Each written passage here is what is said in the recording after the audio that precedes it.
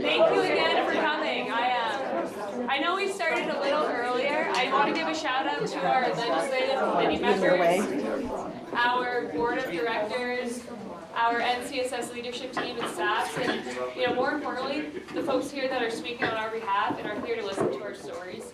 I know everyone's really busy. This is a really busy time of year. I always think of the legislative breakfast. This is my second one. But it's like the last big push of our in-person events. And, I was talking with Todd the other day about a conversation, and you're going to hear more about this piece of, one, thanking you guys, but the way that, this whole thing ended up being able to benefit someone like me was from this legislative breakfast. So there's some forms and one-pagers, a lot of information on your table that is specific to a lot of the different types of things that we're going to be talking about today. But again, thank you and welcome, and I'll turn it over to Todd. Thank you. Yeah. All right, I want to welcome everybody. I always appreciate you all coming. I know people are super busy, and I feel like our story is important for the people we serve and for the community as a whole. And I do appreciate you all being here and being part of that, because we definitely are in this together. Just a few logistics. There's lots of food in the back. Not from Amy, something that's good. And bathrooms are right out this door and then to the right if people need to use them. Can I ask a quick question, please? Yes. Zoom link, there are people who'd like to join online. Is there a Zoom link for this meeting? Yeah, we're going right now. Do you happen to have the names? Rep. Gregoire was looking for Okay, one. perfect. I don't know who else.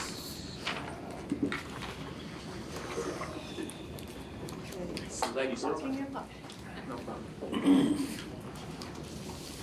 I apologize for that because I hadn't had anyone specifically ask for it, so Okay. I had decided to try. So the structure of kind of what we'll have today is I'll kind of do a little backstory on the agency, and I'm going to do a little different than I did last year. Last year I focused really heavily on you're behind on your email. Last year we went heavy on services, talking about really these are the specific things that we do. And this year, people give me some feedback and say, go a little bigger. Go a little bigger and talk about how do we fit into the system of care as a whole. So it's got a little different feel. And then our speakers that we have, we'll talk a little bit more about the specifics, the partnerships that we have. And we'll get into the details that way. And I'm not kind of a at the podium kind of person, so definitely if people have questions, jump in, and our staff that are in the room as well. If hey, I've got a story, or I can add to that, or that's not quite right, let me fix that. Jump in on that as well, because we definitely want all of that. I'd like it to be a little more dynamic. All right? So here's the structure. I'll talk for a half hour-ish, and then we've got stories from the clients and our community partners. Trying to get a sense of, give you all a sense of scope and detail of the work that we do. And then I thought we'd go around and do introductions and give you guys a chance to kind of say a few words, ask a question, or make a comment, anything at all. And then we'll just kick it open for a discussion, conversation, and then we should be done by 10:30. All right? All right, we'll jump right in. So, again, thinking big, I wanted to talk about the prevalence of specifically mental illness. And so I looked up some stats. I looked these up yesterday. And anxiety specifically has a national average prevalence of 19.1%. So about 19% of people across the nation in a year will experience some level of anxiety. In Vermont, that's about 23.7. So Vermont's a little higher than the national average. But I wanted to kind of level set with the need that we have for the work that we do. So it's about 1 in 4 Vermonters will struggle with anxiety within a year. Depression's a little higher even. Depression national average is 22, Vermont is 25.8.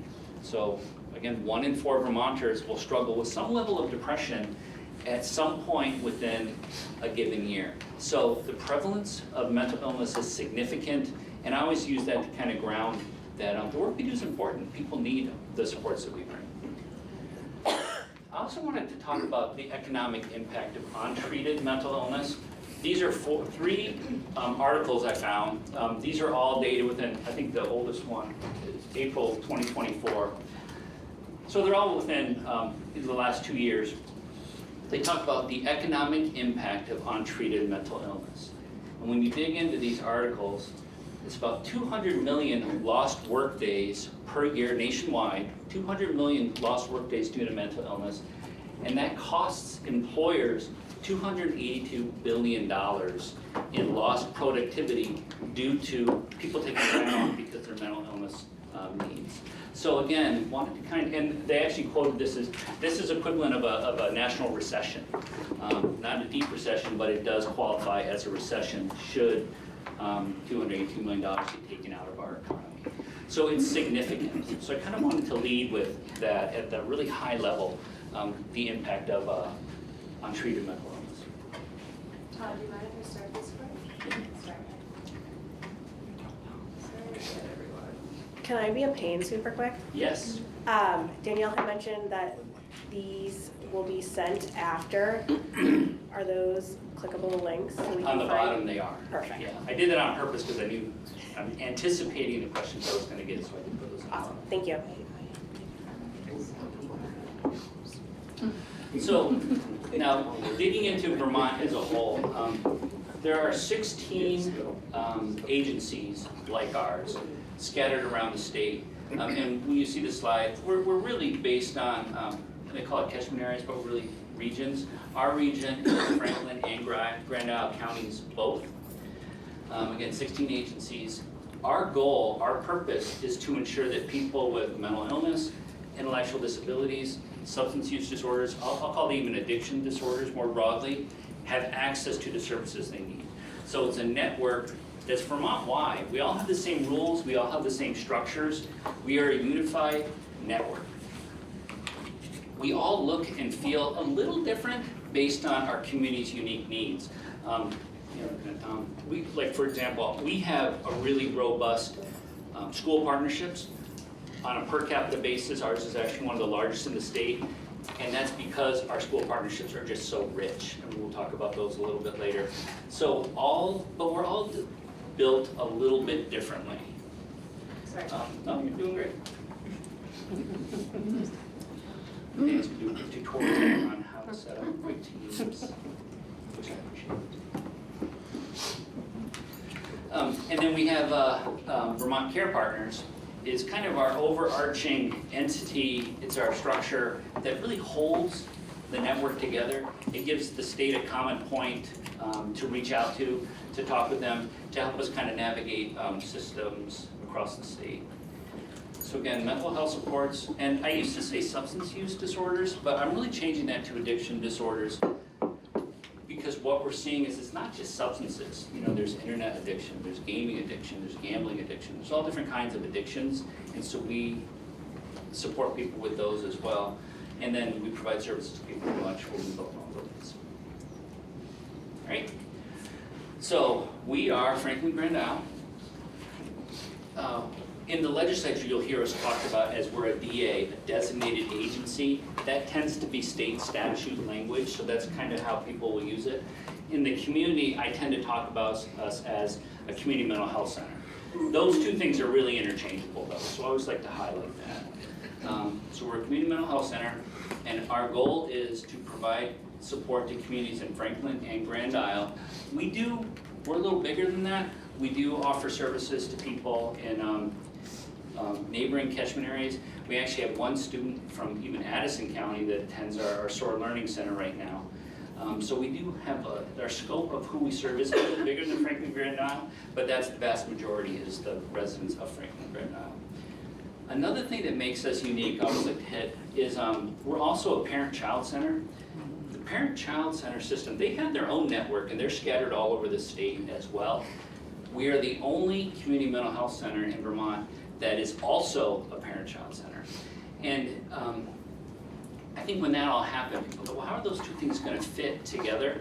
And I always describe Margaret, who oversees our parent-child center.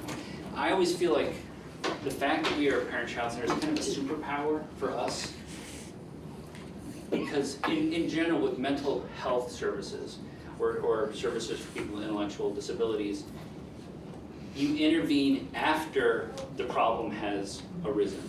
So it's kind of, there's a problem, and then people access services to help. With our parent-child center programming, it flips that. And it gets our entire agency thinking about, well, who might be at risk of developing a problem? And then let's intervene upstream to mitigate the needs for services down the road. So that really is a parent-child center approach, early childhood approach, but that thinking has washed over our entire agency. And I think that does make us better, and it does make us a little bit unique in the state. We also have 550 employees. And I looked this up and I couldn't find an actual stat, but I know this makes us one of the larger employers in Franklin and Grand Isle counties. And actually, I think we're even like top 25 in the state with that number. And so I like to think about, that's 550 staff with their wages, their health insurance, their retirements. So there is an economic component to our community as well as a clinical component that I think is important to mention. Stacey. If I could just interrupt you, mention too, there's another 200 and plus probably contractual relationships within the area as well, who support our clients and communities. Oh, we lost our screen.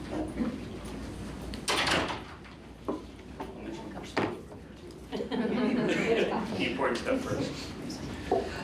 So go ahead, Susan. So I just was saying there's about probably 200 to 230 other contractual relationships in our community, as well as a team within Chittenden County. Grab Danny. Yep. Screen paused. So that's a great point. So we do have our core staff, and then we do have these additional contractual things. And those are also funded through the structures, the services we provide within our agency as well.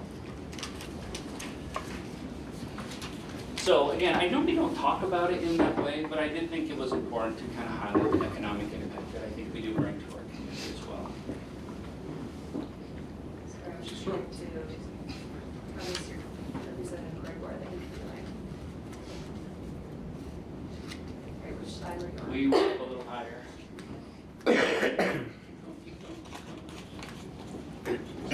Right, yeah, that's good. Thank you. All right.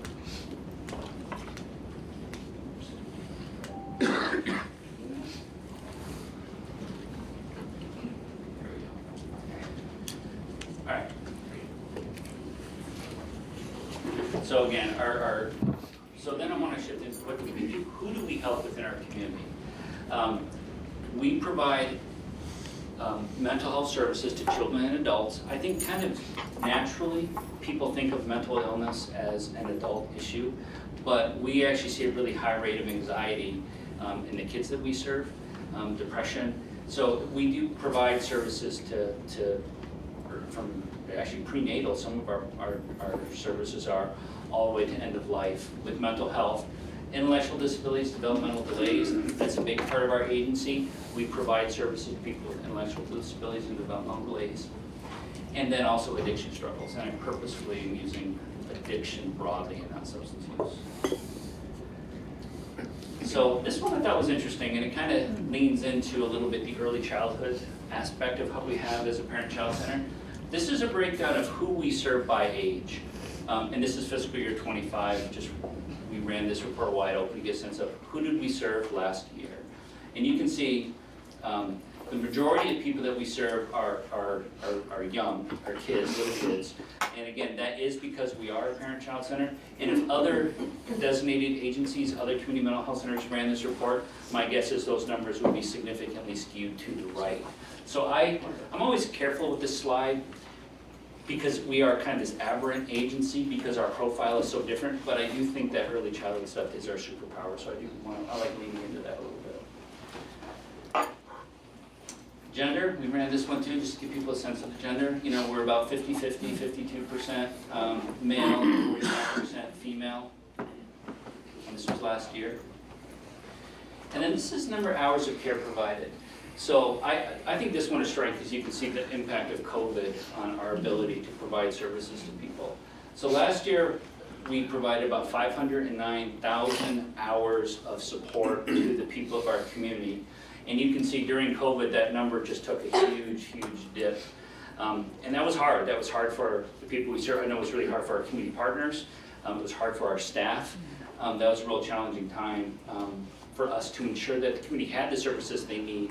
And literally, we weren't allowed to be in the room with people. So we had a lot of strategies, but we did see a huge hit. And then we've been growing back up since then.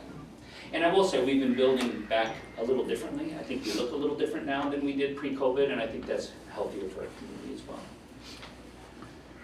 Number of people served. Actually, this is interesting. Oops. So, number of hours has gone up slightly, and the number of people served has gone down slightly. So we served about 4,200 people last year. And that tells me the people we are serving have a higher level of clinical acuity, so we're doing more hours of care per person. And when we look at our assessment data, that is, you can see that in our assessment data as well, that people coming into our system have a higher level of acuity than they had last year.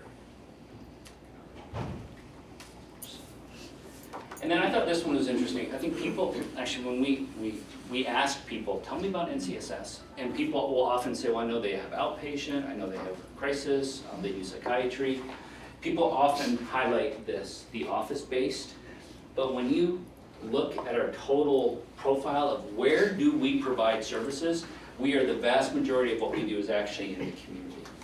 So we do some services here because we do have outpatient psychiatry, but most of what we do, it's in the community, it's in our schools, it's in people's homes, and then we have really held on to some telehealth components post-COVID because we know there are certain people out there that if not for telehealth, they wouldn't be able to access any services. So we've really tried to keep that telehealth as a viable option. All right. So we'll talk about some specifics really quickly. Heather will talk a little bit more about the Able House with one of our speakers.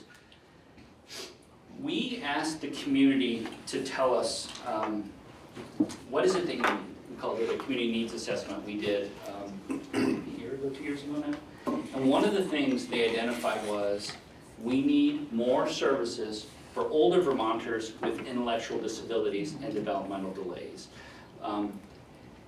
A low IQ is actually an exclusionary criteria for some nursing home placements.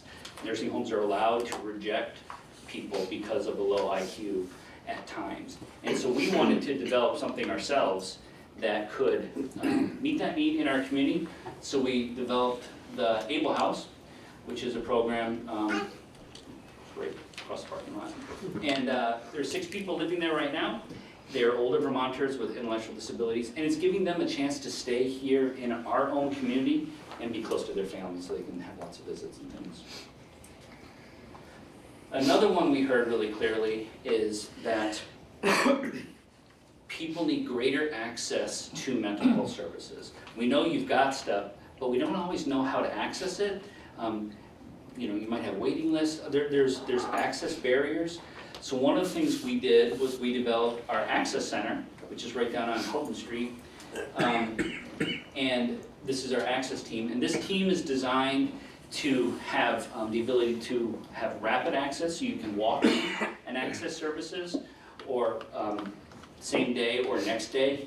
You can see someone for a mental health need. You can get an assessment, and then it kind of gets you in the door, so then you can make referrals to other parts of our agency. So this also is responding to a community need to increase access to care. All right, so here I talked about one of our assessment tools. We have what we call it the CANS, the Child, Adolescent Needs and Strengths. And this is a tool that assesses clinical acuity. I'm looking at Amy because she's an expert in this, and I'm totally simplifying this in a huge way. But it does assess clinical acuity. And when you look at these kids down at SOAR, they scored an 18. When they are admitted, they have an 18. The higher the number, the more clinically acute they are, the more needs that they have. And then what we did was we reassessed those kids most recently, and that score had dropped down to an 8. So I did the math on that. That's a 55% improvement that's supporting the kids down at our SOAR Learning Center. So I was giving Randy Brock credit for this. This was like 3 years ago. He said, are people better off as a result of what you do? And I actually struggled to answer that question then, because we didn't have a great way to talk about it. But the CANS is giving us a way to actually speak to, yes, the people we serve are better as a result of what we do. And this is a great example, a 55% improvement in overall functioning within a school setting. All right, this one's interesting too. A couple years ago, and we'll hear a little bit more about this with Nate, one of our speakers as well. There he is. A couple years ago, we started what we called, the state called an enhanced mobile crisis response, enhanced mobile outreach. And we created a structure where we would have a clinician and a peer go out into the community and respond to people that were in a mental health crisis. All of this is with the goal of keeping people out of the emergency department and getting them the help they need where they are. And you can see since we started, this program has steadily increased. The black line is our targets. You can see we're achieving our targets as of the few recent months. And again, one of the goals of this is to keep people out of the emergency department, which we know is inexpensive. They often don't need to be in the emergency department, and high emergency department use is actually one of the factors that's blowing up our healthcare costs. So we looked up, here's the number of people seen in the emergency department for the same time period, and you can see that as we have ramped up our services, we are achieving the goal of meeting people where they are, keeping them out of the emergency department, and we've seen a reduction in ER use for people with mental illness. So this is, I think it's every one hit is like $5,000 it costs people to go to for a visit in the emergency department. So you can do the math. This is saving a ton of money, and it's a higher quality service because we're meeting people where they are. So these are other, so then I was like, okay, so that's the data. Let's just ask people. Let's just ask the people we serve, how are we doing? And so we asked these are just 4 questions I polled. The services that I received made a difference. 87% of the people we served agreed with that. I received services that were right for me. It's my fault.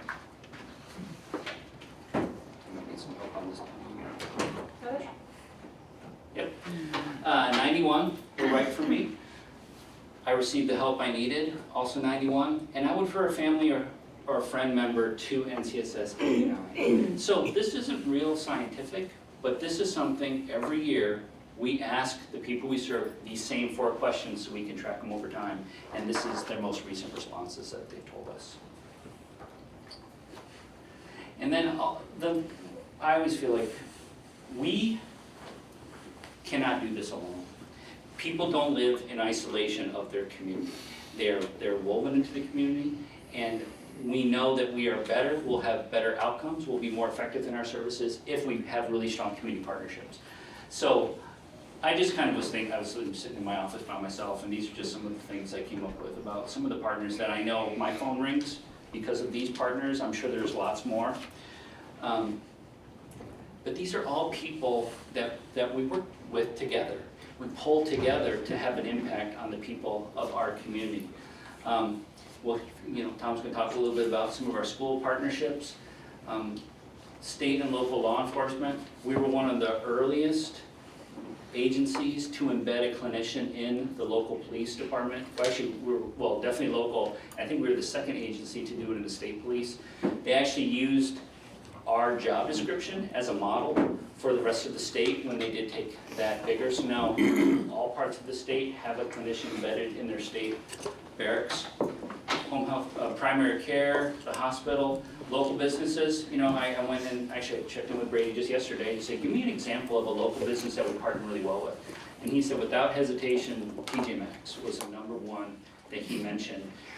And he said, they accept our staff, they train, accept the people we serve, our clients, they train them up, and they hire them.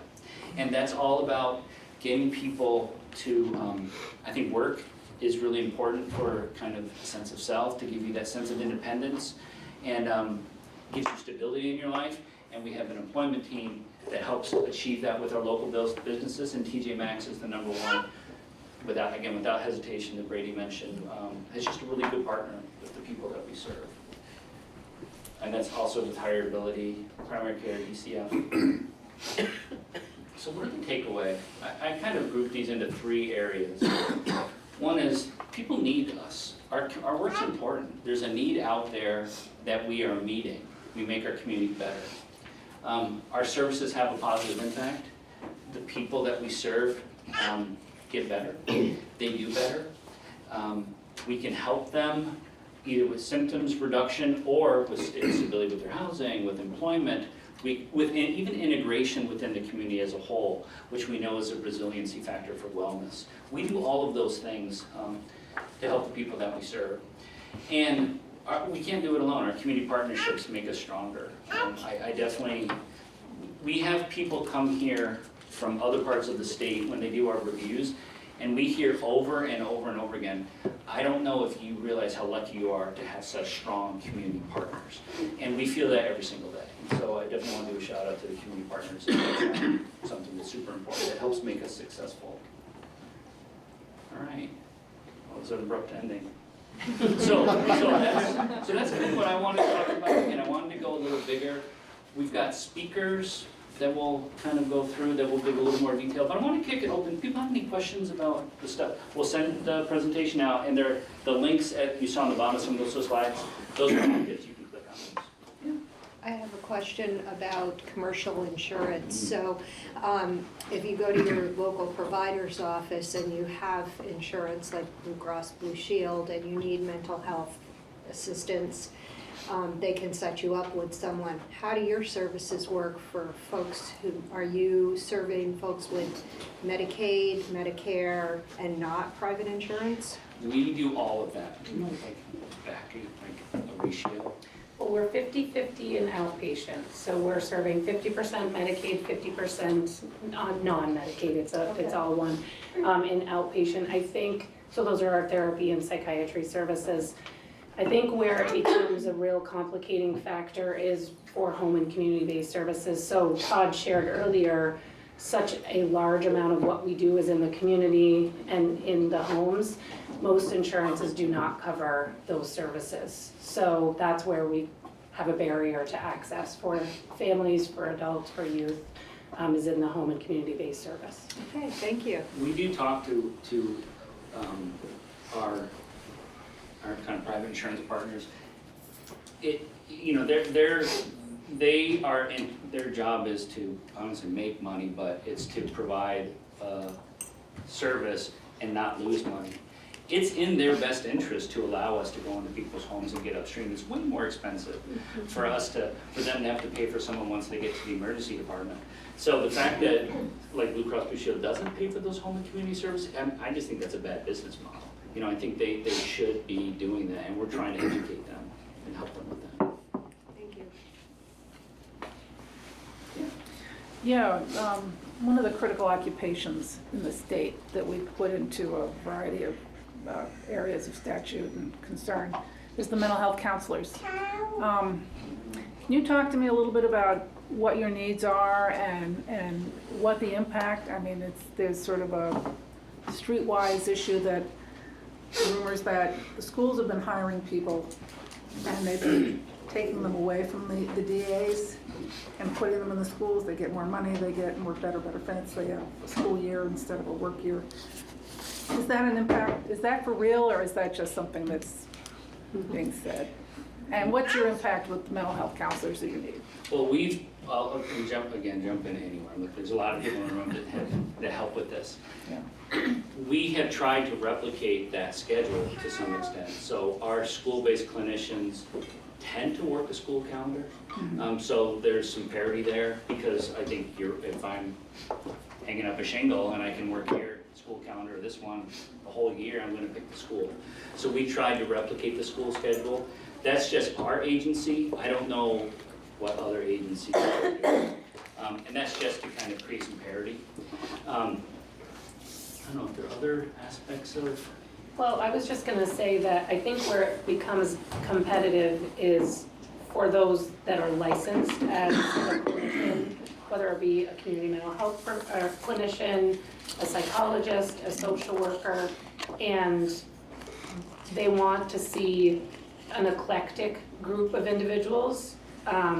We have that opportunity here. You know, we provide that opportunity in our outpatient service industry, but exactly what you just talked about, they can do similar work in a school, paid more, different schedule. They might not get the same breadth of clients, but the pros outweigh the cons, yeah, for those. So we do lose a lot of licensed or license eligible clinicians to school contracts. And some of those are our own, you know, we want to enhance the services in our schools, but when they, you know, we're really close to Chittenden County. So folks will work in Chittenden County or other surrounding areas.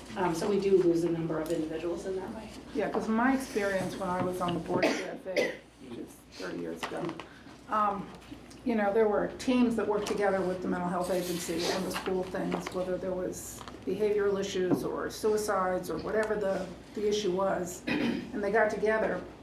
One of the problems with, and this may be as much a school funding issue as it is anything else, but if they're being taken out of the mental health agencies and or other places and going into the schools, you know, they're focusing on the students. But, you know, the whole concept of the mental health agency is that it's really working with the community. Right. And so you need more than just the child. Right. You need the family, you need the other surrounding pieces that go with it. And if you lose those from the mental health agency, and they go exclusively to the school, you lose that community-based interaction, perspective. If you're a therapist, you tend to do kind of the classic 50-minute hour once a week. And for some kids, that's great. But we know for most kids, that's not gonna help. Like, I'll just take like, say, truancy. A 50-minute hour with the kid once a week is probably not gonna help truancy. You gotta get into the home, be working with those parents. So I think when we have a clinician in a school, it brings the scope of the entire agency's kind of backing up that person, and they can make referrals and we can coordinate across the whole agency to hit some of those home and community-based things. I totally agree with what you're saying. I think there are some kids that 50-minute hour is probably sufficient, but for most kids, they need more than that. We gotta get the parents involved, we gotta do some of the things. I think also, Lynn, that they lose with when they're just having a clinician come in and just see kids fee for service. We've moved away from that in our school-based clinician program to open up how we bill so that we're more flexible and not only being able to see kids and support their families and the diverse needs they have, but also to support the system of the school. Because we know that the best thing we can do is build capacity. I'm looking at Tom because we do it with Tom, is to build capacity of school members so that everyone in that building becomes some level of a mental health interventionist that has some level of understanding of all the kids in their schools and how we can shift systems to support all kids. And when schools move to having a private clinician in an office billing fee for service, they lose on that on so many levels too, beyond what you're talking with the system level. Yeah, I just want to say that I know the guidance counselors would have groups, depending on the needs of the school. And they would work with people from mental health, they would meet together all the time. Yes. And it seemed like it was more that community-based thing that really works better. You know, you hate to see it not work that way now because it's just a real loss. And then we do have our 6 beyond 6 structure as well, which does allow that partnership to bring in federal dollars into our communities. And I haven't looked this up, but I want to say, I think 6 beyond 6 budget is like 10 million or something. It's on someone, but one We thing. brought in over $6 million of federal money into schools that only cost schools a little under $4 million, but we brought in an additional $6 million. So that partnership does bring in federal dollars. And I would say if we were to write a grant that brought in $6 million to offset special education costs, that would be a really big deal. And the Success Beyond 6 structure literally does that every year. I was going to add too, with the Success Beyond 6 in relation to losing staff to schools.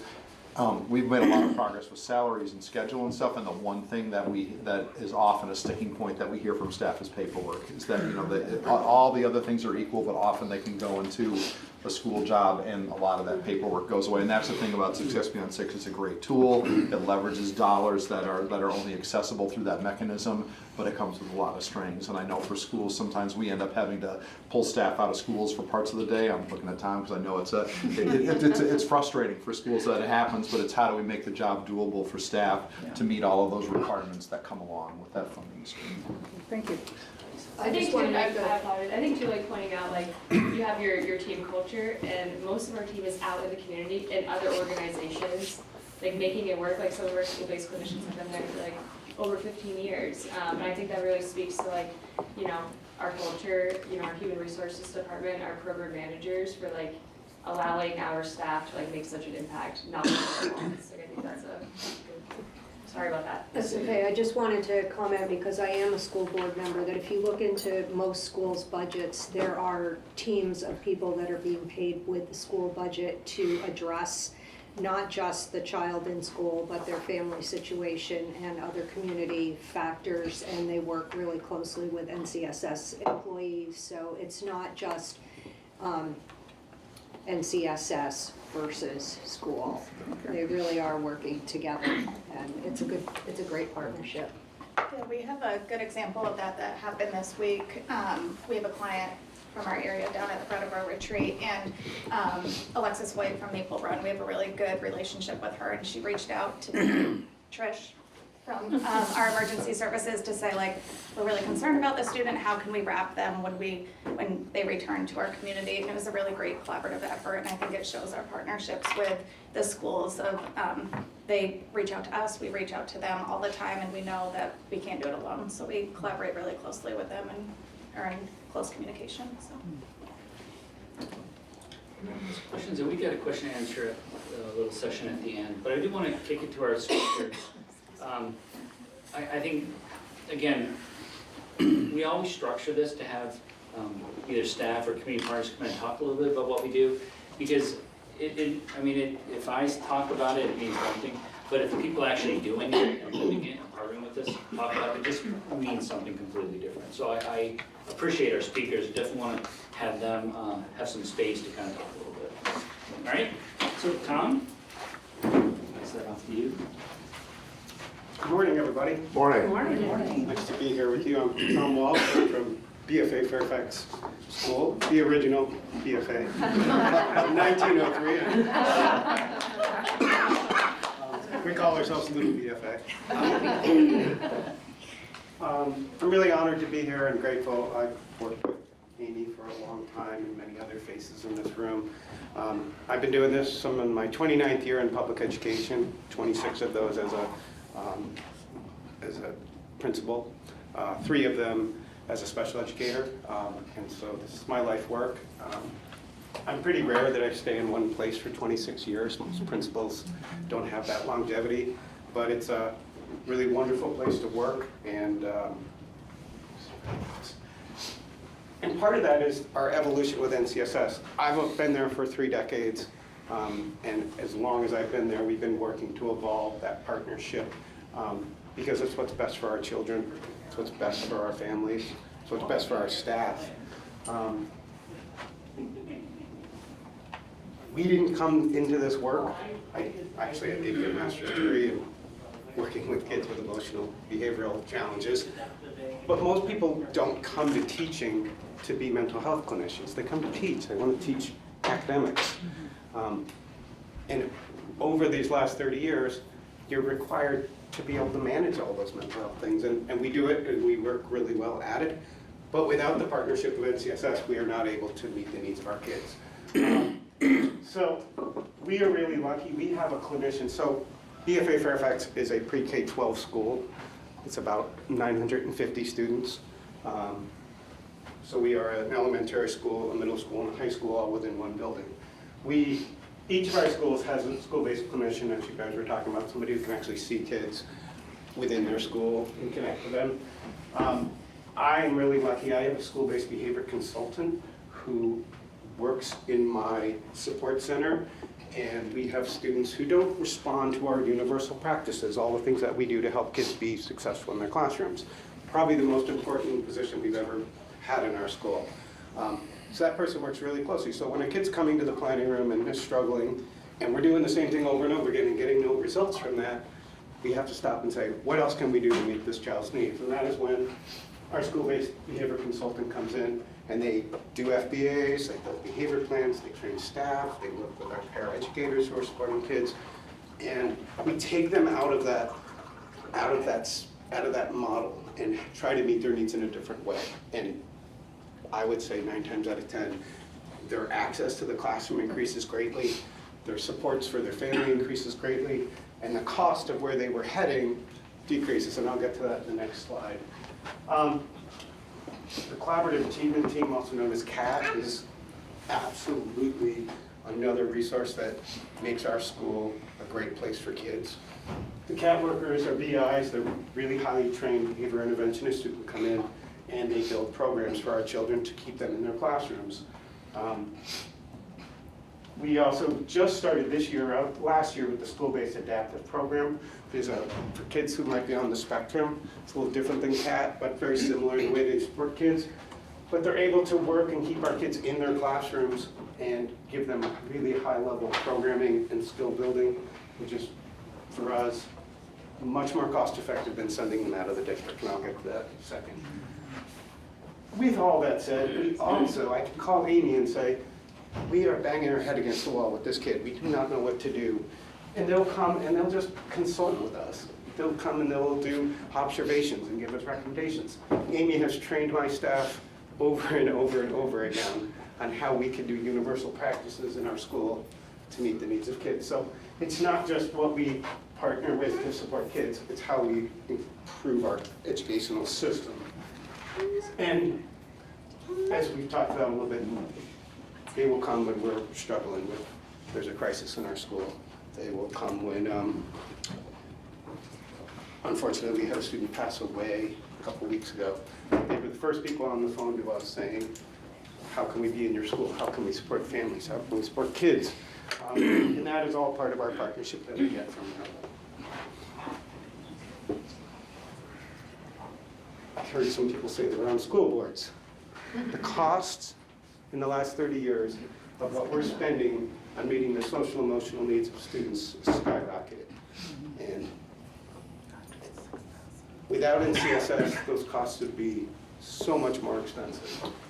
So for us, and again, some of these are billed back through Medicaid. There's usually a caseload that is Medicaid eligible, and we're able to bill back for some of those costs. But this is the cost that we spend for those people I talked about in those programs. This is an elementary cost. If you're in the middle high school, it's even more expensive to go out of the state, go out of our school district. But that would include the cost for the school year, the summer services, and transportation. We currently have 12 kids in our pre-K-12 that are out of district placed, and so you can just add up the numbers that go with that.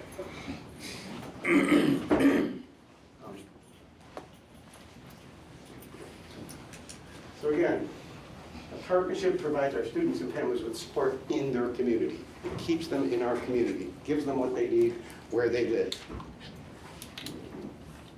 We don't always have the same level of skill that the people that come in do, and so they're getting really high quality skill development, and they're getting resources and they're getting support that keeps them there. I can't say this enough, keeping a kid connected to their community is one of the highest things that we can do. It's not only financial, but it's just the right thing to do. We want to keep them in their school, we want to keep them in their community. I talked a lot about the expertise that is provided to us. We are trained, I can call Amy all the time and say, we're struggling with this kind of behavior. And she will give us a list of things she can do. She will come during an in-service and talk with our people about things that we can try and do, meet with individual teachers or paraeducators if they're struggling. We know the earlier we intervene, we will reduce the cost of educating our students. As I said, the people who work in my building did not sign on to be mental health clinicians. They do it because they love children. But having this partnership, I go from running an emergency room where kids are just flying in and flying out to a place that's much more structured And it increases the longevity of the people that work there because they actually get to teach. Doesn't mean they don't have to manage behavior, that's part of the job, but it's not to the level it used to be in the early 2000s when we were just kind of trying to figure out how to meet the needs of kids with increasingly more challenging anxiety, depression, substance issues. And in the end, all students, when you're in a classroom and a couple of students' needs are being met that can be very disruptive, every student learns. And I think that's also really important, that this impacts the entire culture of the school. So that's a brief, really brief example of how our partnership with NCSS impacts our students.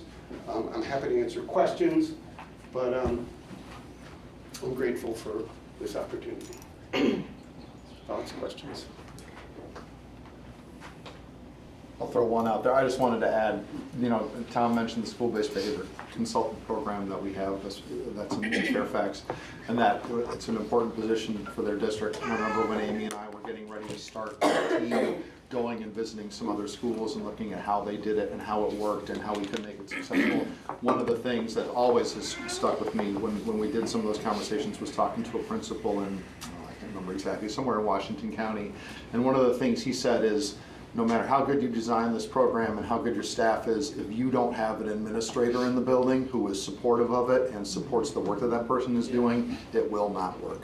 And I just wanted to acknowledge that you've always been great about that, Tom. So as much as our partnership is important, you're a huge part of making that work too, so I appreciate that. Thank you. As well. I wanted to weigh in on that conversation prior to me standing up too. Is, yeah, there is an attraction to be able to bring people into your organization that can be part of your staff. And we've done that, but as we know, we're not, when we're building our budgets, we're not building budgets that are adding people, we are cutting to try to meet the ever-increasing costs of educating students. And the other disadvantage sometimes is, so we get a person on working for Franklin West Supervisory Union, but that's one person serving 2,500 kids.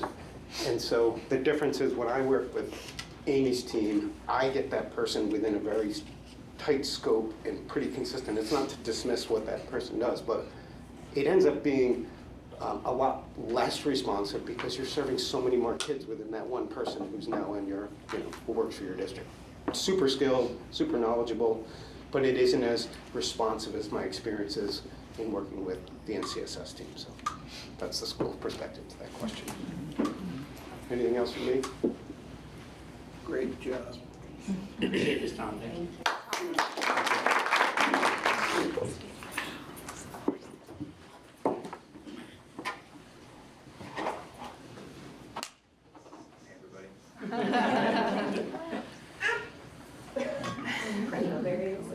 And this is Lyra. She is our 14-month-old. This is Lila.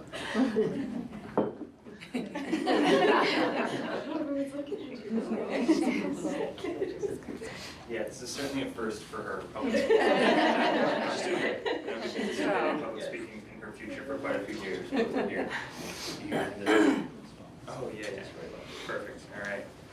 Yeah, so a little bit about us, I guess, before we start. We've been Franklin County residents for about 2.5 years now. Before that, we lived in Burlington. Before that, in New York. Yes, I know. I mean, I don't want to speak for you, but Hannah was born and raised in Vermont. Yeah, I was born and raised in the Northeast Kingdom, and I moved back to Vermont during the pandemic with David, and then we moved up here and had Lyra. Yeah. And our story here related to NCSS is that right after Lyra was born, we started working with the HEART program and Megan Pelchat, and I guess that's what we're here to talk about today. So Lyra was born in September of 2024, and we started using the HEART program the month after her birth, pretty much. Part of the HEART program is you get to meet with your postpartum doula before the birth of your child. We weren't able to do that because someone was born on her due date. We had an appointment scheduled and that did not happen. But it was absolutely no issues at all because Megan fit in perfectly with our family, and it was kind of just a perfect match from the start. And I think that the most important thing that the HEART program did for us was care and support around the house. Kind of going off of what Todd was saying with the services being in the home as well as the community. Megan would come to our home twice a week for the first few months, right? Yeah. For an hour or two each time. Yeah, sometimes 4 hours a week total, and basically just provide care for Hannah and I. That's a face mask that we were given as part of the self-care package.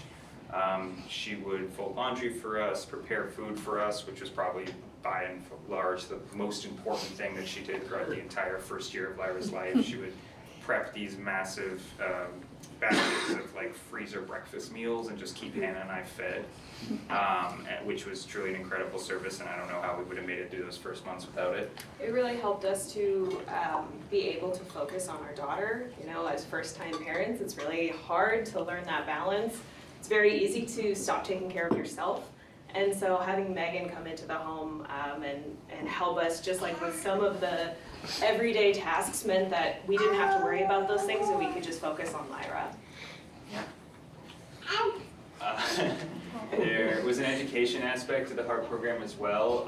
We were given a lot of literature on play, on sleep, on routine care for Lyra, and also some practical advice. That's very small itty bitty Lyra in a Moby wrap, one of those baby wraps. Megan showed Hannah how to put that on, and was like there with her and coaching her how to get it on, and we baby wore a lot in the early days, myself included, so that was extremely helpful for us. And yeah, same deal, education. Megan would provide us with lots of helpful lists of activities we could do with Lyra based on her developmental level at each phase of her first year of life. And I guess I skipped over this, but the way that our family worked for this first year is after Hannah's maternity leave ended when Lyra was around 3 months old, I left my job and transitioned to full-time stay-at-home caretaker for Lyra.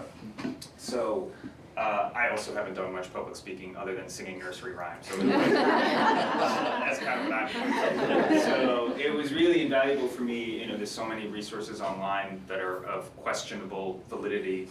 So it was incredibly valuable for me to have Megan come in with vetted resources from the HEART program of real, meaningful, developmentally potent activities I could do with my daughter. And also to just be there in the home and help coach me through them.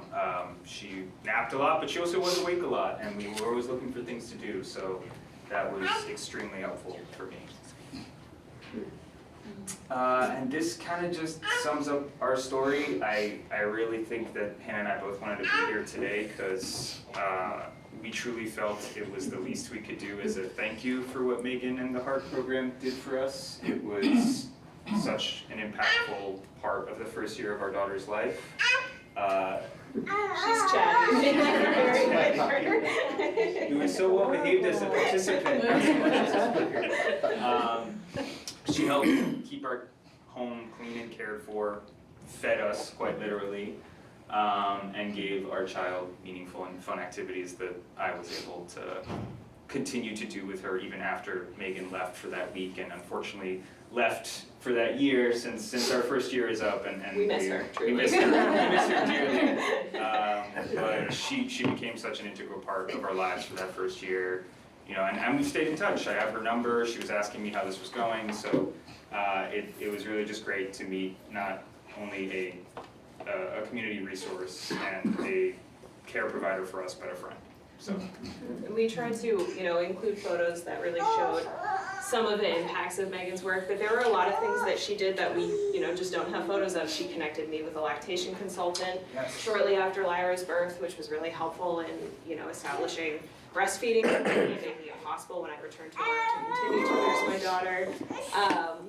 She also is just a person who could come in and talk to us and give us a little glimpse of the outside world, which when you're in the midst of the newborn haze, it can be really hard to continue to connect with people and remember that there is a life outside these little tiny ones. So we're just really grateful. You know, we mentioned, I grew up in the Northeast Kingdom, and I have friends and family all over Vermont, and I think it's really special and really powerful what we have here in Franklin County with NCSS.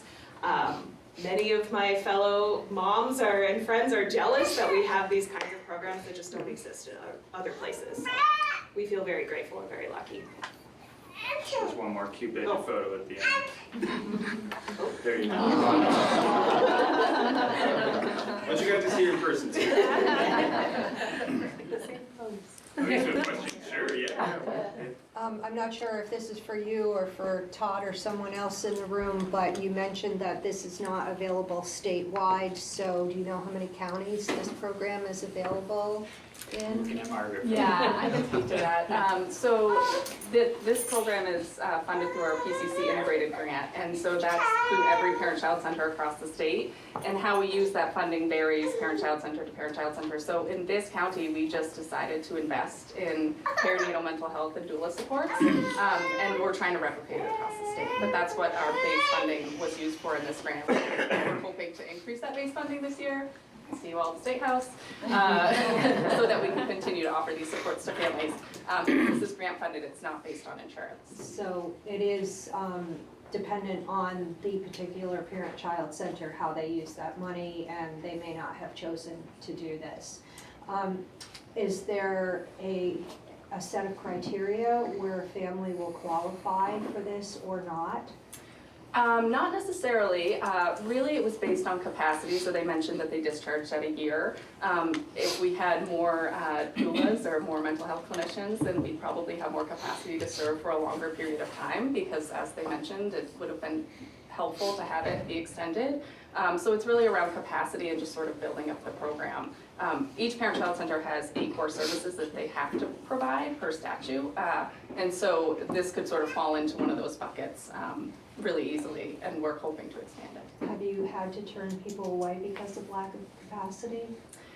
I wouldn't say that we've had to turn people away, but we have had to maybe limit the number of visits they've been able to get, or like I said, the limitations on the number of months that you get the service. So I do think that the need is there. I think it's a really critical service, and we would love to have more of these supports offered to families. I will say too, you can correct me if I misstate any of this, but there's also a bill that I think went through the legislature but isn't finalized yet to make dual supports and Medicaid reimbursable Yes, services. And that's yes. not in place yet, but that would, I don't know that would cover all of the work that this team does, but that would certainly help and probably help to expand that level of support statewide. Thank you. I would just add that it was really well communicated to us from the outset what the cadence of service would look like. Like when Megan first came, she said that for the first couple months it would be 2 times a week, X number of hours, and then she would communicate to us well in advance when those visits had to start trickling down.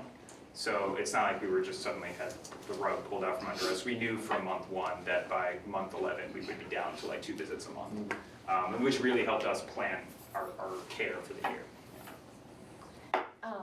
Hi, David, I'm Lindsay. We've been emailing. Thank you. Yes, thank you for being here. Sure. So I work in the parent-child center as well, but this is a different team, and just something I was thinking about that I haven't chatted with Amanda, the team leader, about is I know there have been a lot of studies. Oh, and there is a paper on that front desk about the 8 core services of the parent-child center. I just had that one flyer, or else I would have made copies to bring at all the tables. I just found it last minute. It's up in the top right-hand corner if anyone wants to look at it. But something I was thinking about while you were speaking is, sounds like you're from out of town and Hannah's from the Northeast Kingdom. And there have been a lot of studies and articles out about how the traditional sense of family and community, especially when raising newborns, is kind of disintegrating. People are moving away from their families, or they just don't have as much family, they don't have as big of families. And correct me if I'm wrong, but it sounds like Megan kind of like took the place of a really integral, maybe family member or community member that would have provided that teaching of like, this is how to raise a newborn. And it seems like a really integral part of raising her in those first few months. Yeah, I think that she definitely stepped into that role somewhat. We are very fortunate that Hannah's mother lives in St. Albans now, but she still does work full-time. She's a child educator, so she's also an immense resource for us, but she couldn't come over at 9 in the morning, she couldn't come over at noon, she certainly couldn't come over for hours and make us breakfast sandwiches. So she's been an incredible resource, but that's really been the only extended or immediate family member that we've had in our community to sort of step in and fulfill that it takes a village adage. My own family still lives in the New York area, so none of them could come up really. So yes, I would say that as the whole it takes a village thing just starts confronting modern reality and doesn't hold true anymore, having someone say it's really, yeah. Are you stealing sunglasses?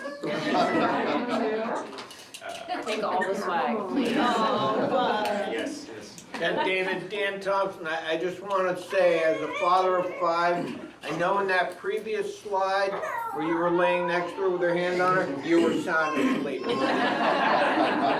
I fully fell asleep in child Me, pose. I've been there, I've been there. Well, I might ask you for some tips.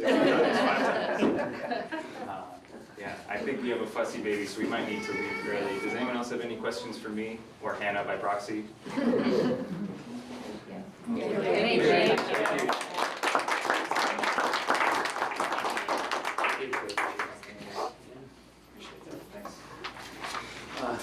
We got Nate and said, you never want to speak after a baby. I know. Following up list.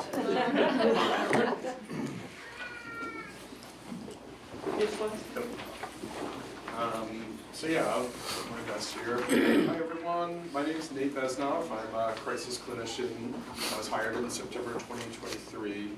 And I earned my bachelor's degree from Vermont State University in 2015, and I've lived in Vermont ever since. I currently am in my last class, my master's degree for clinical mental health counseling, and I've benefited greatly from the tuition and loan reimbursement grant, so that's very appreciative. That grant really helped me attract me to NCSS and really helps me maintain my commitment to NCSS. As an emergency services clinician, we provide emergency mental health support in traditional and non-traditional ways. We provide it in traditional ways through phone support and screenings at our local emergency department. But since I began, we've been providing and expanding our sort of non-traditional emergency support. And by that I mean through our enhanced mobile crisis screenings. We've been providing these crisis responses to the community wherever they are, and that ends up being with their families, in their homes, in their doctor's offices, at their schools, or at their therapist's office, or just on the sidewalk in St. Albans or around town. And in Taylor Park, or at Martha's Kitchen, or other kind of community action support places. Most of the people that we speak to about when we get there for these mobile crises are grateful for our support, because a lot of times they don't know where to turn, and often they would have turned to going to the emergency room for any kind of sort of emergency support. So now our support as an enhanced mobile crisis team kind of led us to somebody who was really disconnected from the community, disconnected from his family, and I want to share a little story about that. So he's an older gentleman who has lived kind of 20 years in an off-grid home that he really built up himself. He installed 3 solar arrays and 2 different battery banks, and really developed a little space in a very deep backwoods area that is extremely difficult to get to. He raised a family outside of the state, and when his kids were adults, he moved here due to his love of nature. So we started seeing him at his doctor's office, and eventually, with 4-wheel drive, we were able to see him at his home. We found, but unfortunately, due to his memory, he started struggling to maintain the off-grid setup and his kind of day-to-day bills. He had a really severe form of dementia and was experiencing severe hallucinations and delusions, to the point where he was terrified to leave his home, terrified of what would happen if he really ever left. His cell phone bill was no longer connected, and he was unable to reach out to his family, his doctors, anyone. And really the only people he was able to reach out to was 911, and that was kind of the service was really spotty, if he even got through. So when we started seeing him, his mood would shift really dramatically and would benefit him for a few days, but he still continued to struggle. Through our enhanced mobile crisis team, we were able to support him to our local crisis bed, where he was connected to, where we were able to connect him to supports, and just the socialization, just the time with staff really significantly helped him for, you know, a few days at a time. But by being there, we were able to connect him with AgeWell and actually reconnect him with his family and his daughter, who he had kind of been estranged from for quite a while. So with that support, he now has long-term support. He's with his daughter and family again, and it's all came through mobile crisis supports that we were offering. And that's kind of all I got. I appreciate it. On everyone's seat right in front of them, there are some one-pagers, so you can find some of the details that I think Nate might have been speaking to for the enhanced mobile crisis and things like that, just Yeah, I just wanted to thank Nate first of all. But I also just wanted to highlight that the story that Nate shares is something that might feel unique in the term crisis response. Because over the years, there have been multiple times when we've heard we need an enhancement to our emergency services response to reduce the cost overall to Vermonters. And the example that Nate gave, there's other examples of us building the trust in our community for individuals to call us before they go to the emergency department or before, you know, they're expelled from school or they're needing some direct support in other ways. And so as you know, you're in your roles, both professionally and personally, the more we can enhance the communication around our crisis responses, the better. So we're asking for you all to help us market that this is a product that we come to you as a self-defined crisis. It's no longer really related to I feel suicidal right now or I feel like I'm gonna harm someone else. The message really is I'm struggling, I need support, can you help me? And so I just wanted to provide an opportunity to ask for your help to get the word out, to make sure that we're able to meet people where they're at and before they access the emergency department.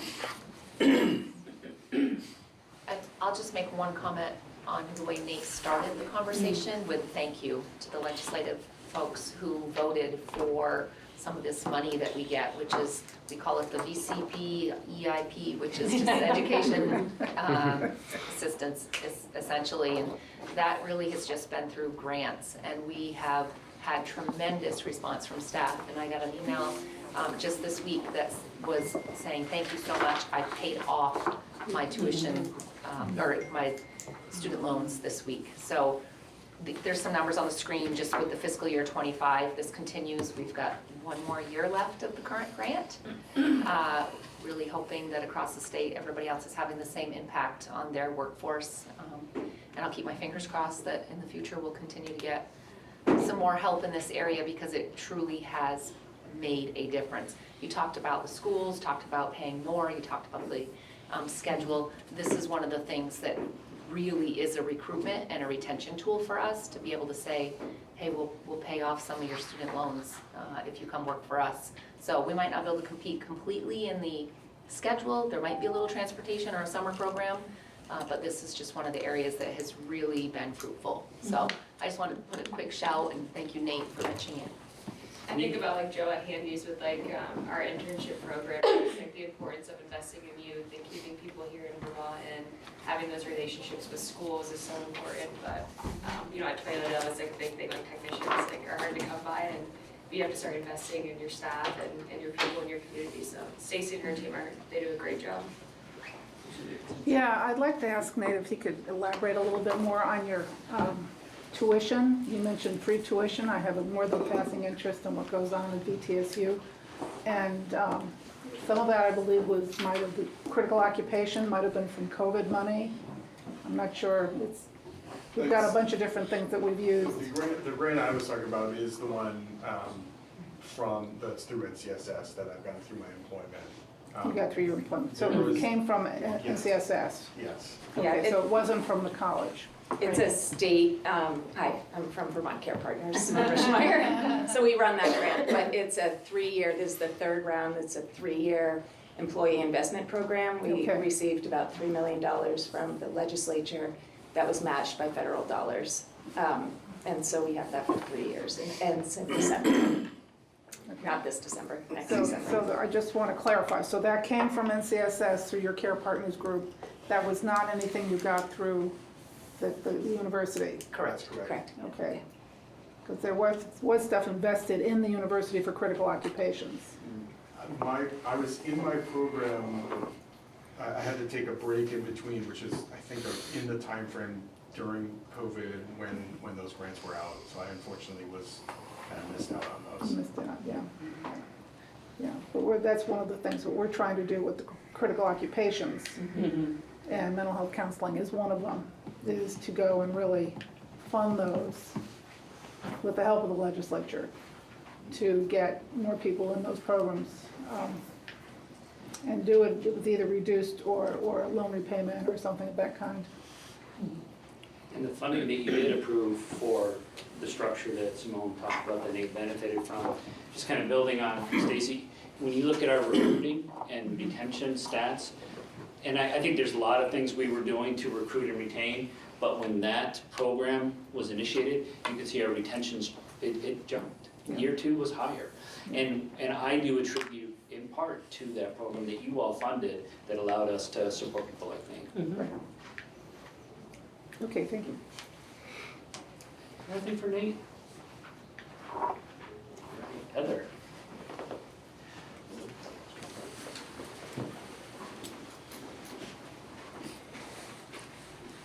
Hi, I'm Heather Hubbard. I am a program manager in developmental services. I oversee our crisis teams and our residential teams. Currently, we have 10 residential sites operating throughout Franklin and Grand Isle County, and we support a number of individuals. Today, I wanted to talk specifically about the Able House. So this came out of a topic that is often invisible in policy. And that is older adults with intellectual disabilities and complex medical needs. They don't really fit within our current system, and this means they're really at risk of falling through those cracks. They're too medically fragile to live in our traditional models that we have. So like shared living providers, they're not able to provide that level of care. Nursing homes, I think Todd mentioned earlier that sometimes they're not accepted into those nursing homes. And also, nursing homes generally lack the training and skills needed to support individuals with intellectual and developmental disabilities. Then we also observe that people have caregivers who are aging themselves, so they can't provide the support to those individuals anymore because they both have complex medical needs, so it was a burden for them. And became beyond their capacity, and there were limited opportunities across our state to provide this high acuity level of support to these individuals. So once we observed this gap, we, with this population, and we were planning, we decided to develop a program that would support individuals with intellectual and developmental disabilities that are aging and that have complex medical needs, and that is where the Able House was born.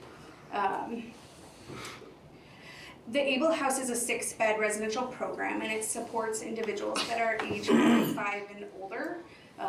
So they are diagnosed with an intellectual disability, and they also have complex medical needs, and they may have moderate to mild behavioral support needs because they need to be able to fit within that environment.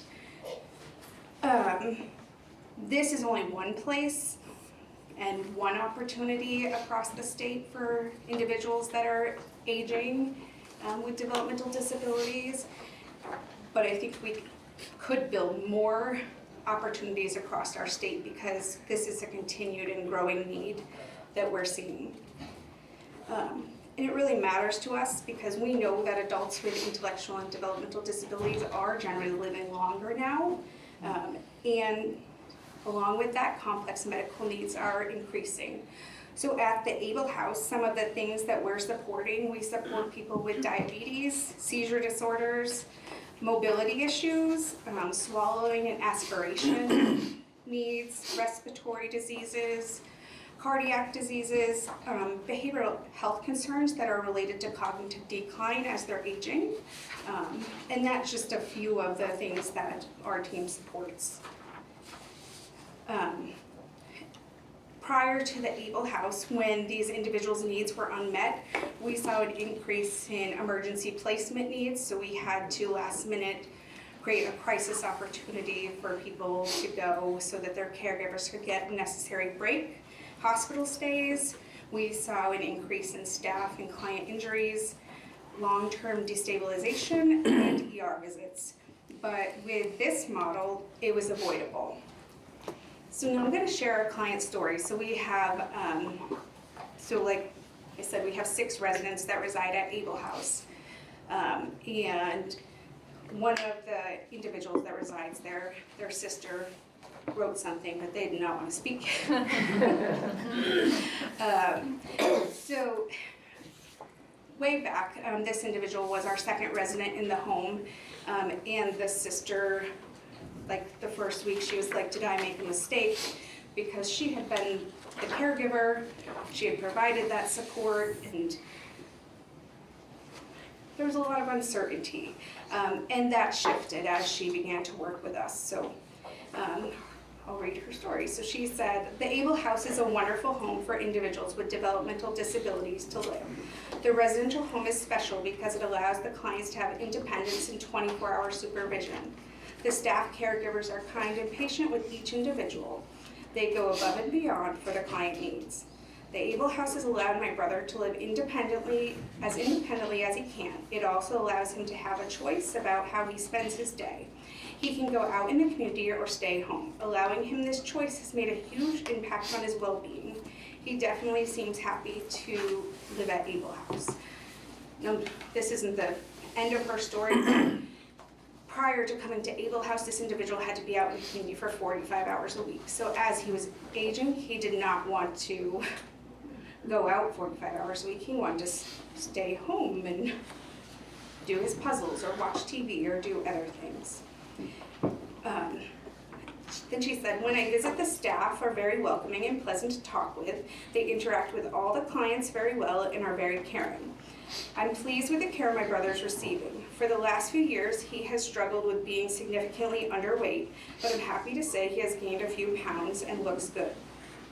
The Able House has given me peace of mind knowing my brother is safe, happy, and well cared for. I can't say enough about this home. It's made a huge impact on my brother's life as well as mine. And I think what is unique about this story is the reason she was concerned at the beginning is because our staff observed some medical things that they didn't just observe residing outside of this home, and she thought that she was worried that it was because he was at the home. But over time she realized that it's because the staff are very attentive and pay attention to everything that is going on for everyone there. And we know this is possible. At Able House, we have higher staffing ratios. Staff are trained in medical, aging care, and mobility supports. They're trained to recognize behavioral changes related to cognitive declines as individuals are aging, and that's just a few of the trainings. Right as soon as they start, they are required to have 12 hours of training, then they have 16 hours of medical training from our nursing team here, just to be able to step foot and support clients. And then our home is accessible, it's modified, it meets their needs. So these individuals, it's one level. There's not many one-level homes in Franklin County that are on the market. So this was really nice. We have accessible showers, and it's modified to meet individuals' needs. There's a modified kitchen, so even if someone is in a wheelchair, they can still go up and do the dishes. They can access whatever they need. I think the most important thing to remember is every Vermonter really deserves to age with dignity, safety, and in a place that is what they consider home and where they can be comfortable and have the support and care they need. This includes individuals with intellectual and developmental disabilities. Things that you could help with are sustainable rates that match the need for high acuity staffing. The care that we provide is very challenging for staff, so to retain and maintain this level of support, the rate really has to match the service they're offering because it is more medical and specialized. And support from our pilot programs for individuals aging with intellectual disabilities or mental health challenges. Those are really important. And with your support, I think we could really ensure that seniors with intellectual and developmental disabilities have that support that they need. Yeah, Hannah, you said that they have to be 45 years or older. Yep. Okay, this time last year, I came here, a lady named Julianne Foley has a son. She's part of a group that worked with us. And so I worked with her in that group last year, and we got, I think it was $2 million. There was 3 pilot homes. This is, I assume, is not part of it. This is you did on your own. We did this on our own, yeah. Yeah, well, the 2 of the pilots have been funded and built, and it was the 3rd pilot they needed the funding for. So we got that into the budget for this year, and it is apparently ongoing and continuing. I think it was for 17 beds. Is that the one in Burlington? I'm not sure where it is. There's one, I think, down in Middlebury, but anyway, they got the 3rd pilot. But the other thing we got into the language was that the Vermont Housing Conservation people would go and take this on as a project, and that they would be looking for ways to go beyond just the pilot stage. So that was a really important thing to get done. And as money gets tighter, but this is an incredibly vulnerable population. And as the parents grow older, there's no one to take on these young adults that are now getting older and to be not young adults. But they came down once a month and were a very big presence in the State House. And you know, there was a person on the Appropriations Committee with me whose son is like in his 30s, who has Alzheimer's, not Alzheimer's, he had autism. And he was in a group home, probably similar to this, but you know, you can't count on those things going and continuing, so. It was really important to get that into the budget. I went to the Champlain Valley Down Syndrome Buddy Walk, and they were actually speaking about the work that you did, so it was really like empowering to hear that, so thank you. Yeah, it was, I talked to a couple of people that are legislators that are been there a while, and they said, well, you gotta get it in the governor's budget, but no one's gonna do anything until it's a crisis. I mean, that's normally how we handle things. But this was done without a crisis. I mean, it is a potential crisis, but it's really important to do this. Yeah, we meet with Julianne regularly. And we're actually going to look at a few of those models next week. Yeah, VHCB getting involved in it is a really big thing because they actually have access to the syndicates and the money that actually can build this. And it's a very specific kind of place. And you make me think of a couple of things. One is, there is an upfront cost to building these, but this was, we basically tore down the building and rebuilt it and designed it uniquely for this population. So if you think about, you know, if one of these folks trips and falls, they're in the ER, they get hip surgery, they're probably admitted to the hospital, they got OT, PT, they got rehab. There's a huge expense to that. And we can mitigate that risk significantly by providing this unique program that's perfectly suited for older people with intellectual disabilities. So there's a financial impact. It's not just, it is about quality of care, but it's also good economics for our state to be investing in these kinds of programs. And the other thing I'll mention, I'm looking at Bernie because we're probably thinking the same thing. We actually own a building that shares a parking lot. So this is older people with intellectual disabilities. We have an opportunity to buy the next building over, and we want to do the exact same thing for older people with mental illness, which also are really hard to place in assisted living.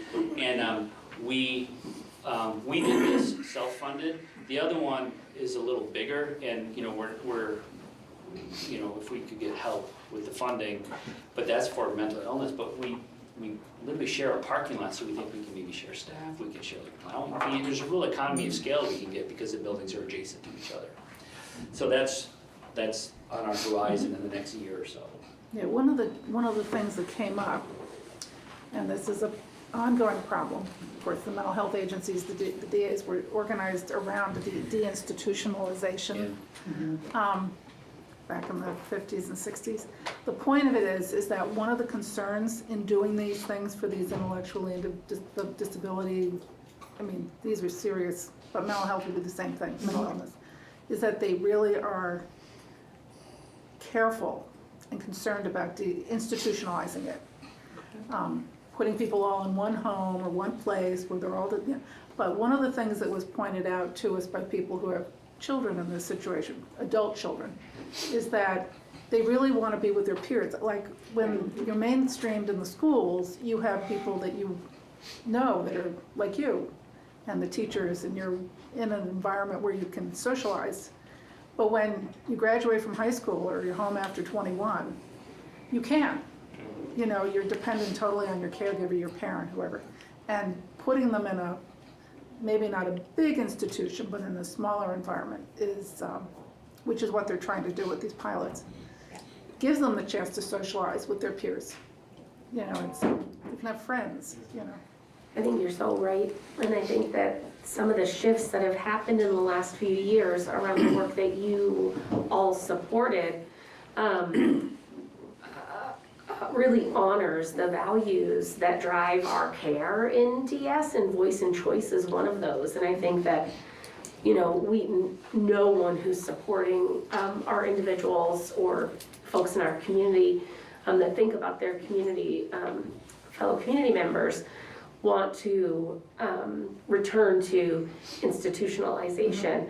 But I think we swung so far away from it that we didn't honor the fact that some of the folks that we support want to have a roommate that has similar support needs, or they want to live at a place like Able House with folks that they can connect with because they have just similarities. So I think it's really lovely that our system is kind of shifting a little bit back more towards the middle. We're never going to go back to where we were with the branded training school, but I think one of the things that Heather and I talk about all the time, and Julianne is a huge part of that, is ensuring that we have a really wide continuum and variety of living opportunities for people so that they can choose.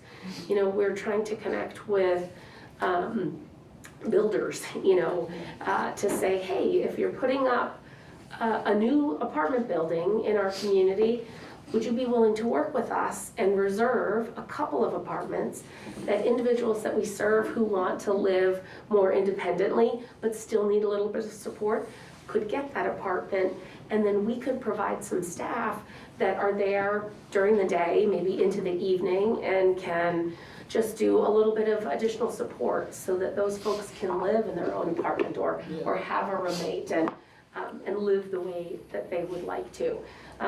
So I'm really excited about 5 years from now, 10 years from now, what I'm hoping we'll be able to do here locally and across the state to increase those opportunities for folks to live where they want to live.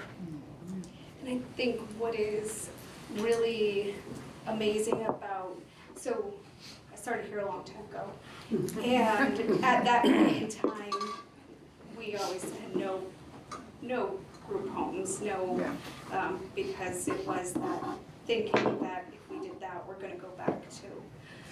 But in thoughtful planning and looking at things in a different way, everyone that resides here can go and do what they want each day. They don't have to go with their roommates. It's all individualized.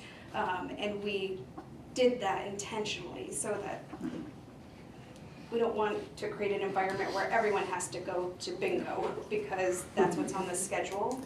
If you want to go to the store to do shopping, that's fine. If you want to stay home and do your puzzle, we can do that. And I think that's been valuable. And everyone that's there wants to be there, and I think that is what makes and somehow they all know each other. And they do, they have a community in the home where they, are navigating their relationships, and it's really lovely the care that they provide to each other when someone's feeling low or if someone goes to the hospital. I think to your point, Todd, kind of reducing cost. We have one resident who has had to pop over to NMC quite a few times, but because she has Able House to come home to, her stay in the hospital is so much shorter. Previously she lived independently, and it would have taken a lot more, a greater length of time and more expense because it wouldn't have been safe for her to come back home. But now she can come back home to the Able House, be with her roomies and with the staff, and get the support that she needs. It's unique. I mean, we have individuals, like when someone goes to the hospital or somewhere, they'll come and they'll make them a bracelet, or like they want people to come back and they'll say, where are they? And then we've also modified things in other ways. So we've had people that want to share a bedroom. So we modified, and there's individuals that share a bedroom and then they use the second bedroom as an art studio because that's what they wanted to do. And we've adjusted so that it's their home because really we're just coming and working and it belongs to them. I'll say that that's one of my favorite stories is the two people that do share a room. They're twins, brothers, and they've shared a room literally their entire life. And so we got special permission from the state to allow them to continue to share a room there at the Able House. We can't change our census. Our census is 6, but we can double them up because that's what they want. They're twins, they're brothers, and so they're able, even in their senior years, they're able to share. So it's just a powerful story. I think it's really cool. Could I share one last thing, and then I know we have to go on our agenda, but to your point, Todd, around what could be, the potential for adults with illness next door to kind of replicate, I think that we're working really hard at NCSS to break down the stigma that individuals with intellectual and developmental disabilities don't also have mental health needs.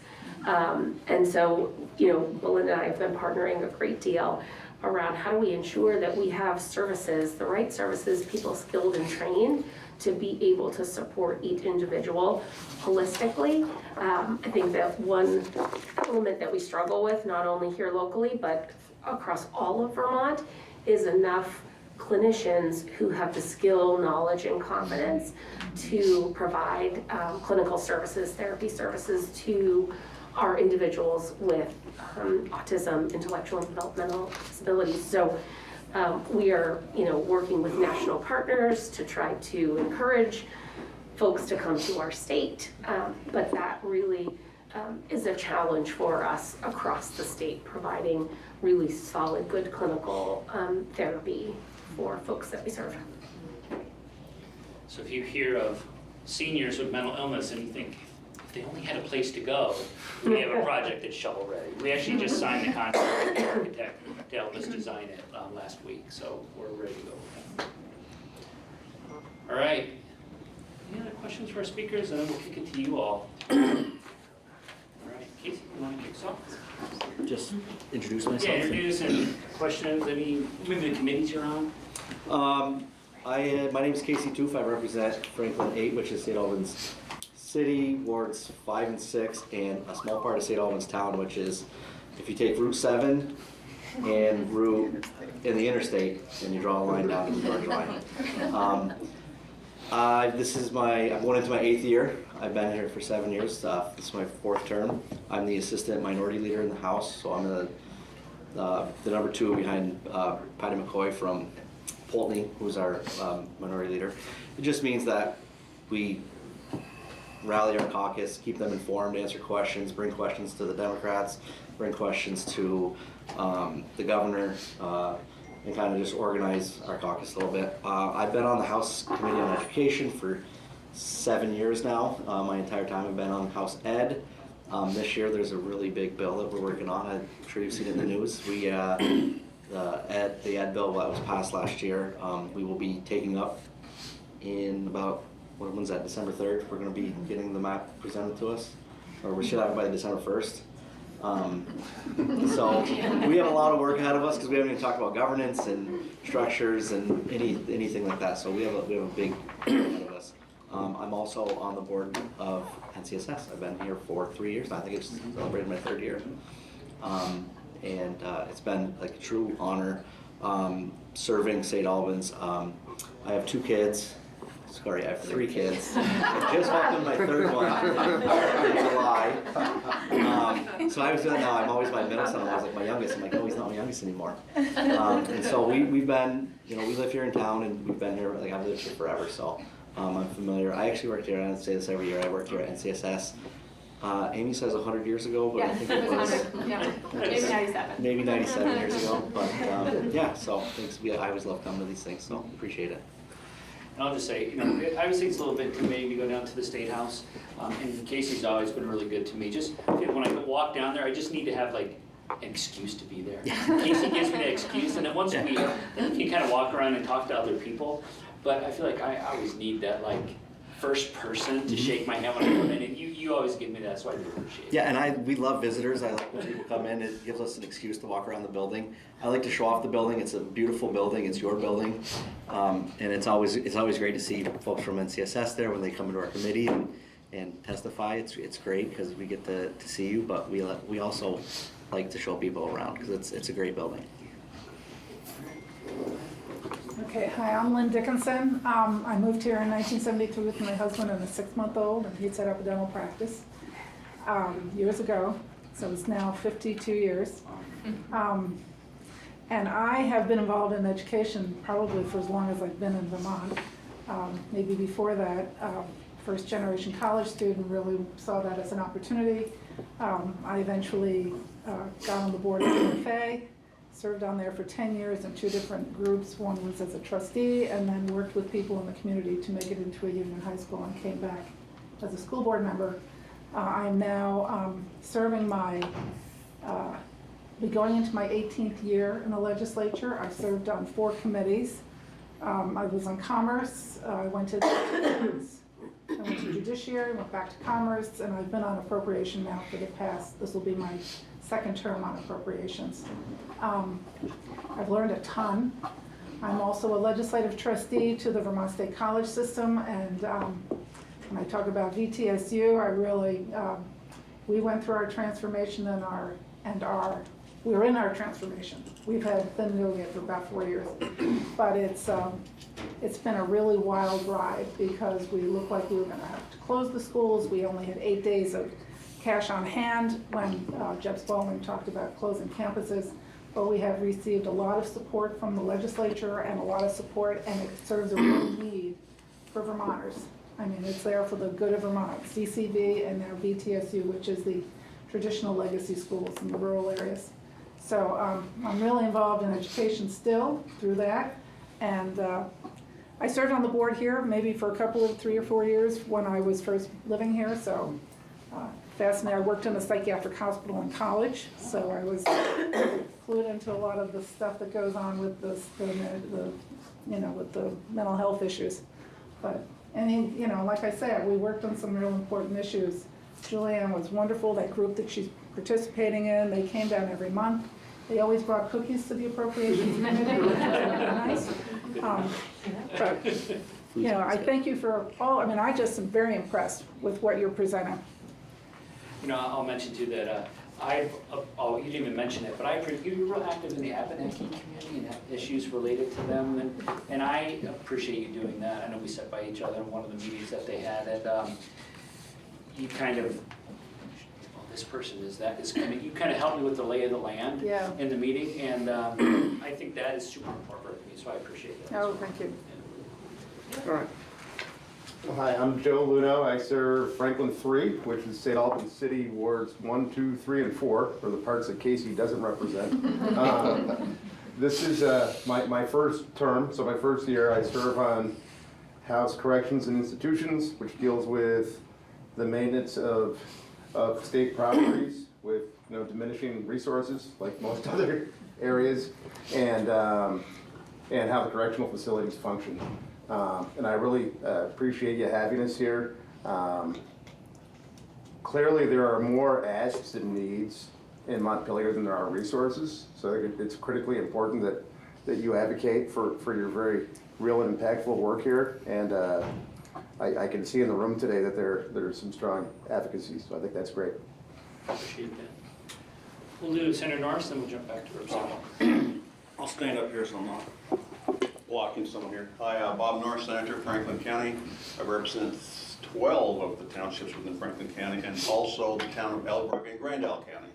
So the Franklin-Grand Isle partnership kind of works for me, but generally, well, I'm sorry, let me back up a little. I sit on Judiciary for my 6th year. I'm now the Vice Chair of Senate Judiciary. And this past year, I was appointed to Appropriations, which has been very much a learning experience for me, I might add. They said, well, you're used to dealing with money because you were a figurehead for 20 years. I said, well, $1.2 million is a lot different than $9.3 billion. I appreciate your faith and confidence. So it's been a learning experience. Generally, I think it's with Melinda's group, but I always thought we started off with things that we were grateful for.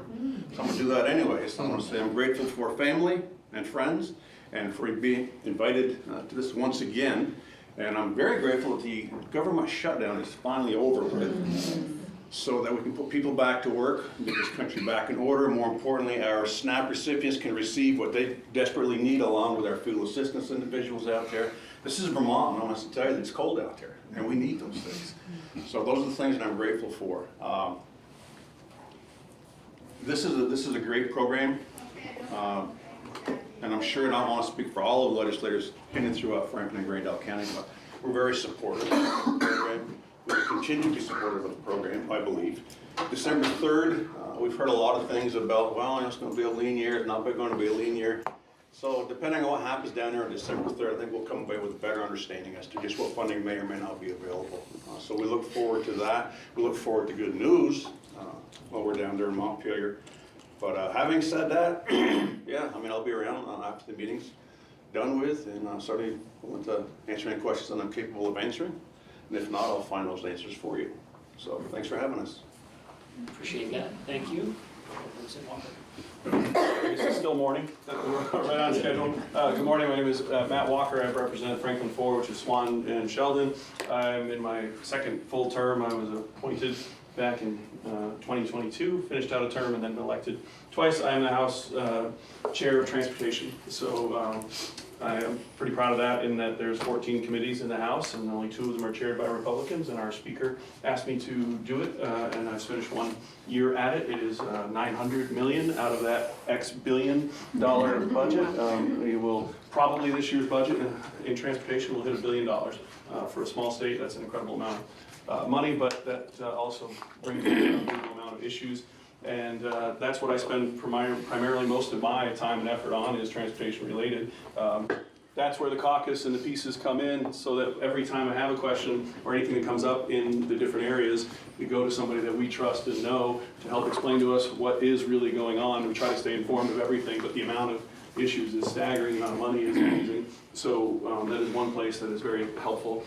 These type of events help you learn as much as you can, you put it in there, and then when the questions come back, you go to the experts that work kind of in that area. So that works. Also, the story about the building and the whole Able House and that advocacy, it really did make a difference for those people to be there constantly. I remember that very clearly multiple times, being lobbied about the issue all the way through. So when you do have things, it does work. They truly are almost everywhere. The legislators are just your neighbors and your citizens and people that want to get involved, and they do want to hear from you. And the building is not as intimidating as he makes it out to sound. It is a beautiful building, and you should encourage the people as you want to advocate for your pieces. It does make a difference, and I appreciate the time. Thank you very much. So we've got about 10 minutes, so I'll just, Sorry. Dan, go ahead. Yeah, my name's Dan Thompson, and I wanted, you guys, the legislators may know this, but I just want you to know, when you return to Montpelier and you sit in a room, you talk about, designated agencies, you're gonna be a bit, you should feel like the straight A student who's sitting in the room when the principal talks to you about the importance of grades, because the designated agency in your legislative district is widely regarded as the best and most effective in the state. So just know that when you're sitting in that room, that your designated agency is really, really, really well run. And I know that. I've done a lot of work in the community mental health center world. So just be aware of that. Thank you, Dan. It's a tough one to follow. Any other comments, from our staff or other questions? I gotta go. Really appreciate you. Thank you for your service. There's pizza there. Anything else in the last just couple minutes we have? Yeah. When you come down this year, I hope it's not a snowy day. Stay on the road. We know our roads will be clear. No, they won't.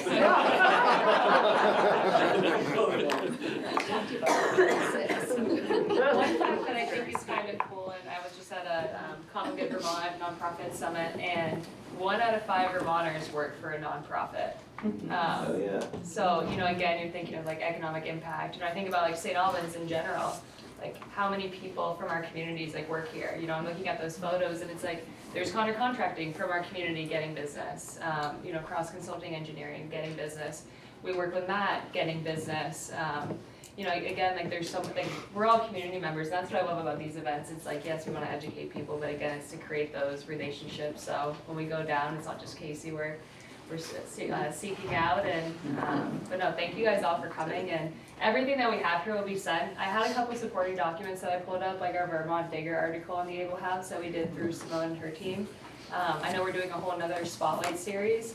I think we might have an idea of what we're gonna do. It's probably gonna be related to Success Beyond 6, but keep an eye out for that stuff. The HEART program, again, building community is like huge. I would say our Facebook page or our website's the best places to go to like figure out what they're doing in the community.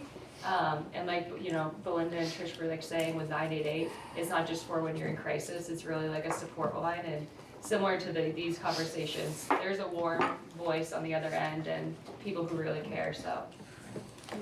Thank you. I just want to backpack off of what Danny was saying. I know that to the legislators here, I know that it's kind of like drinking from a fire hose when we just try to give you all this information about what we do.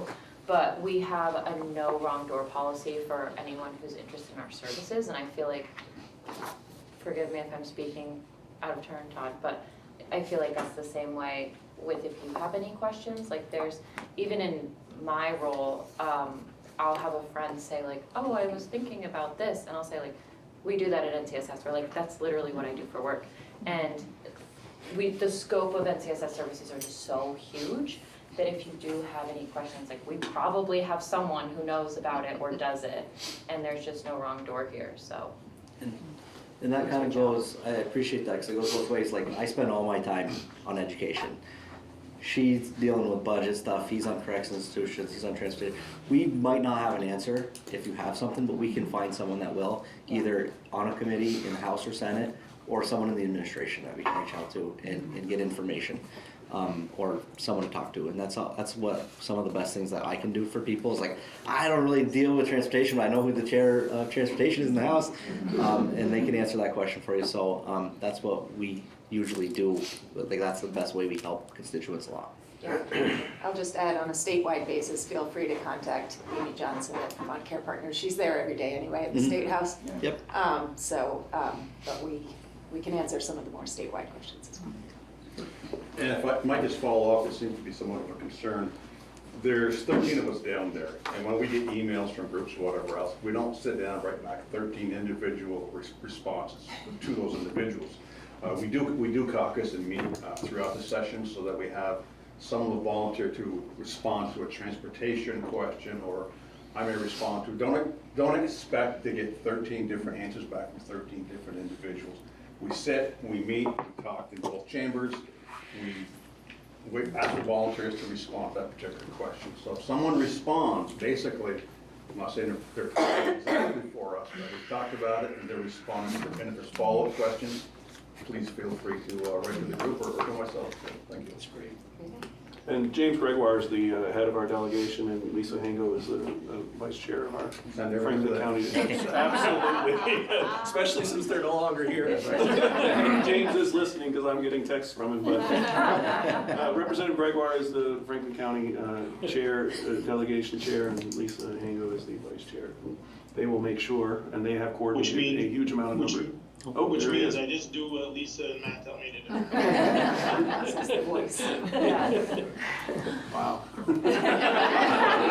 He's really listening. I just wanted to add too that I just want all of you to know that, you know, there's a lot of requests we have in supporting the work and supporting what's going on here and a lot of the awesome work that goes on in the agency. But we very much understand that asking for that and being funded for that goes with a lot of responsibility to make sure we're using those funds wisely, that we're stretching them as far as we can, that we're leveraging them to maximize the impact.